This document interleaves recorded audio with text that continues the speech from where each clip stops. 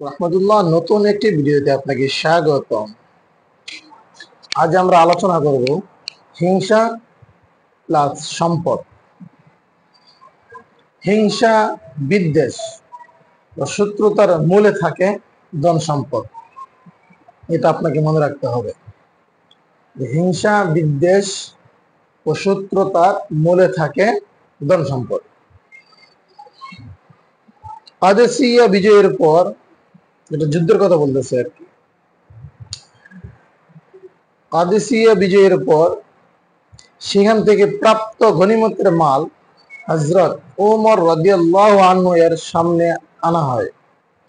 তিনি মাল উলট পালট করেছিলেন আর কাঁদছিলেন। হযরত আব্দুর রহমান বিন আউফ রাদিয়াল্লাহু আনহু আরজ করিলেন, ইয়া আমিরুল মুমিনিন, এখন তো দুঃখ করার সময় নয়, বরং খুশি ও আনন্দের সময়।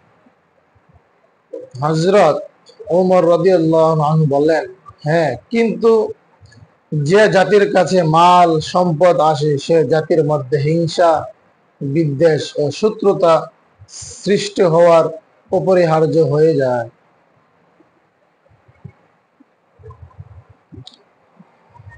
তাহলে বোঝা গেল, ধন সম্পদ যদি মানুষের বেশি থাকে, হিংসা, শত্রুতা, বিদ্বেষ এখান থেকে শুরু হয়।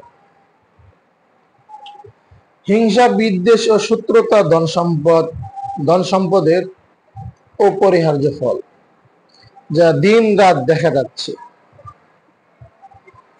রাসূল আকরাম সাল্লাল্লাহু আলাইহি ওয়াসাল্লাম বলেছেন, প্রত্যেক উম্মতের জন্য একটা ফিতনা রয়েছে,